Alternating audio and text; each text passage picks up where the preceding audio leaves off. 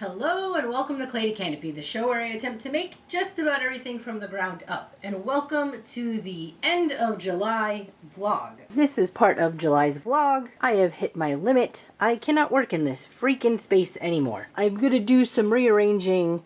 I really want to get the Glowforge out here, and I need to unbury the lathe because I have some projects for the booths that I want to start making. I'm going to take some time. This might take me a week. I don't know. But fortunately, I have good weather. It's not supposed to rain, which is great because I'll need to pull a lot of this stuff out onto the driveway in order for me to do some rearranging. I'm going to be cleaning out a bunch of stuff, getting rid of some things, making it more workable in this space so I can actually use the inside of my studio. I just wanted to show you the before. I'm not going to film me cleaning or me rearranging. I'll show you the afters after I get through all of this stuff. And this stuffs and this stuffs. It's a nightmare, right? Nightmare. Yeah. Here's what I wanted to get to the lathe. I have plans of using some of that leftover hardwood pieces because I've been finding small chunks of it that they've used to, like, for the underside of a table or as random parts that are maybe broken but good solid wood. And I have plans to make some bottle openers. I got some bottle openers and some bottle stoppers on the lathe along with some other small objects. Alright y'all, it has taken me a little over a week and a half to get this job done. This is about as clean as it's going to get. I still have one station that I really needed to go through, but I kind of just dumped things there. But the rest of it is at least workable.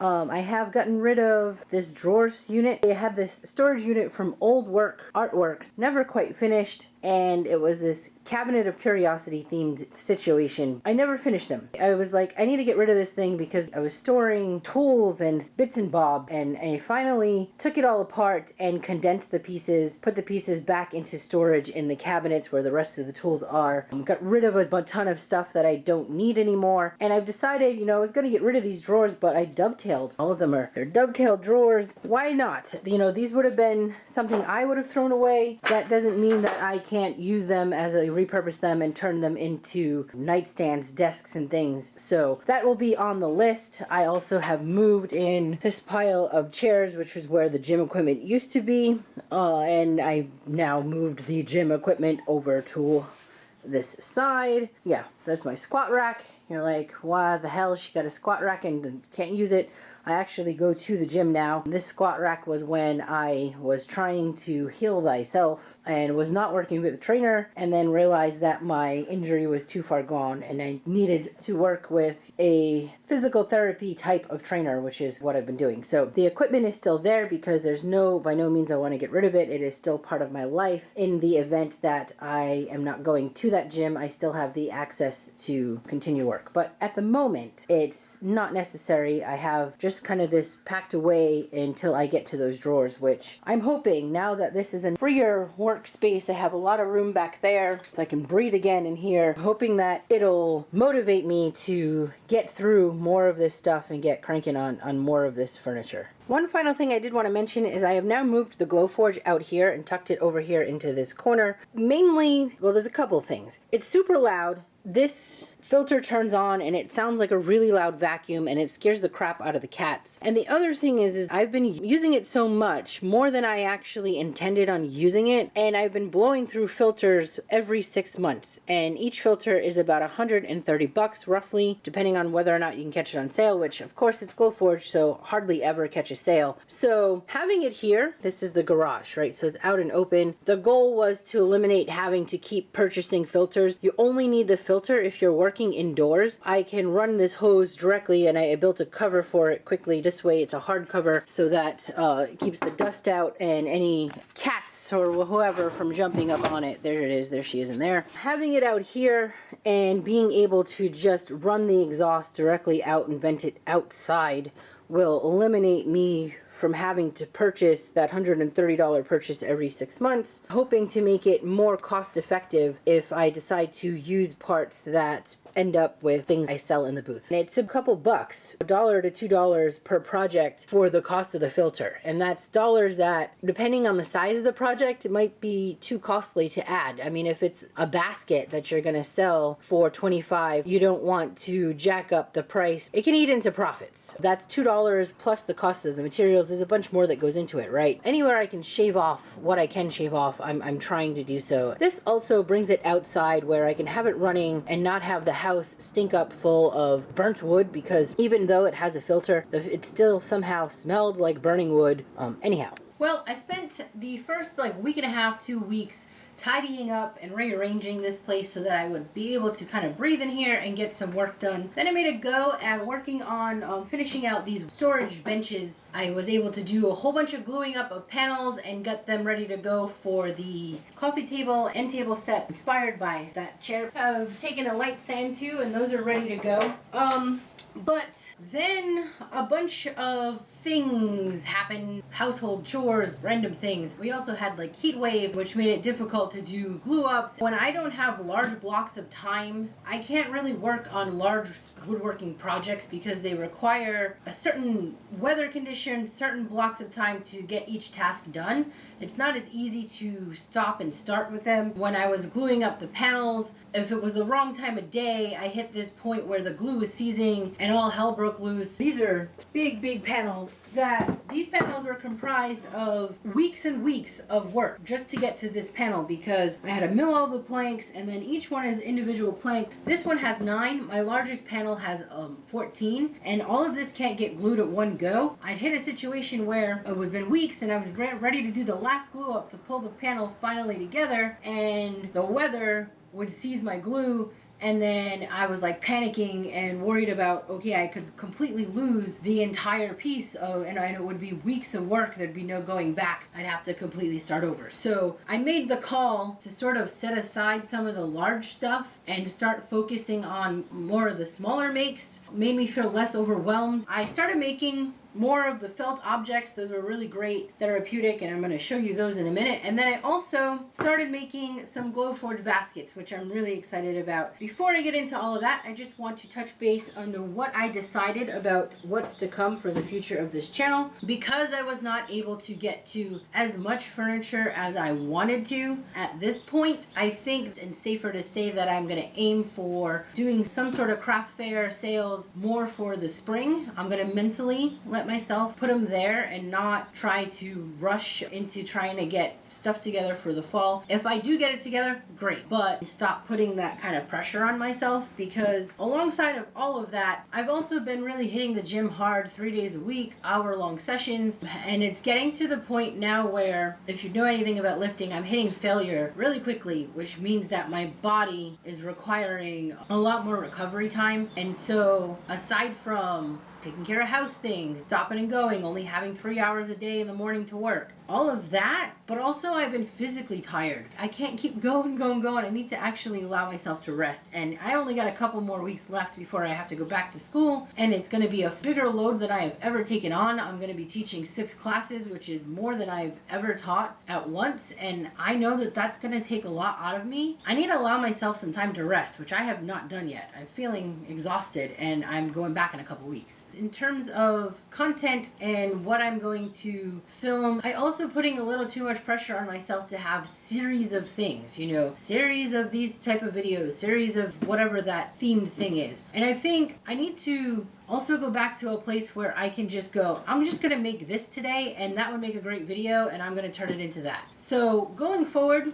some of the content that I will have will be flip videos, where I've taken thrift store stuff, flipped a piece of furniture, or flipped a home good item, maybe made some candlesticks, other home good items from recycled furniture and parts, and that'll be one type of video. I've also been making a list of videos that are questions that people have asked me, either in comments of things and through teaching, about some things that I think would make good videos, like measuring for cutting on a saw, like how to properly sand a piece of wood to get a furniture finish. Things that seem like they're simple things that maybe I've glossed over, but are important things that people have asked me for more content on. So I'm going to be throwing in those tips and videos as well. After making some of these new little felt designs that I was working on, I really had it missing my holiday videos. You know, I used to do Christmas themed videos and Halloween themed videos, and I missed that. So I'm thinking that maybe I'm going to be doing a little bit of that as well. I feel like this year coming up, I am going to let go of these ridiculous rules and that I put on myself to make content this specific way, and I'm gonna get back to the me that I was when I first started this channel, where I was like, I'm gonna make this today and it's gonna make a great video and I'm gonna go out there and film it, and that's how it's gonna be, I think, for the next season of these videos. But I'm gonna have some really great videos coming up because I have used the Glowforge to make these amazing baskets, which I'm super excited about, and I'm still printing. I've done these larger ones using the Glowforge as well for trays. Nice, beautiful big basket. So that's going to be coming up. I'm thinking of doing felt objects as a video because I really fell in love with some of these patterns that I thought were really cool and would make a great video. I have some new techniques of casting for ceramics that I want to share with you. One technique is a woodworker technique that I've been using for years that actually speeds up the process, but requires a little bit of woodworking skills for two-part mold casting. So I'm going to be doing that, and I have a new technique that I'm going to be trying out and seeing if I can get a go of casting. I'm using the Glowforge to make templates and things for ceramic purpose. So there's a lot of like different techniques that don't work into a theme or things I've been testing that I want to just make video content on and share with you guys. Going forward, that's where things are going to go. Anyhow, I did finish this rock installation. It still needs a little bit of tidying, and I also need to still build the box to cover the Milner timer so that it doesn't get thrashed with the sun. But that was one of the projects earlier in the month that I did also finish out. I also was able to get to building that second garden bench back there, and so we happily have plants going on. Sarah is currently working on cleaning up some beds and getting that corn out and some of the other things. She's also fixed these pots that I had moved earlier from last month, and we have little peppers and things growing in them. The pumpkins and other items are doing really well. It's a little messy, and Sarah is still working on things, so I won't do a full garden tour. I have parts of the baskets that I am spraying and drying. I cut out, using a Glowforge, my artist logo. That way I could dye the wood and then assemble in parts. I have been also dyeing the splines of the baskets so that I can make colored, have color themed baskets. Right here, I am running some tests that I'll be doing a video on for colored materials for the Glowforge. If you have a Glowforge or are thinking about a Glowforge, one of the main things about the cost of the Glowforge, besides the machine itself, is the materials. A 12 by 12 piece like this can range anywhere from $15 to $25 for one piece of their material. I've been buying $1 a sheet stacks of wood. So I bought a whole box of them where it ends up costing me about $1 a sheet. The difference is that the Glowforge sheets come pre-coated with a finish on them and they're taped up so that way it doesn't cause any burn. I'm experimenting and it's going really well, and I'll be releasing a video soon about how to go the cheap route, dyeing your own, and my version will cost you around $2 to $3 per piece if you're going the colored route, versus 15 to 25 depending on the type you get. And then I have this little mini chop saw to cut up my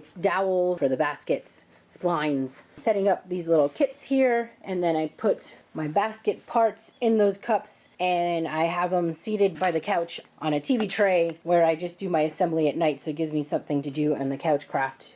I have 3 more of those medium-sized baskets ready to go to be woven. I've completed the weave on 2. This top group were my first test run batches of baskets where I was, going through the process trying to adjust my patterns, because each one of these patterns I did have to make on the computer. Made the patterns myself, figured out, where each hole was going to get cut for the patterns, and how the boxes would come together. Same one.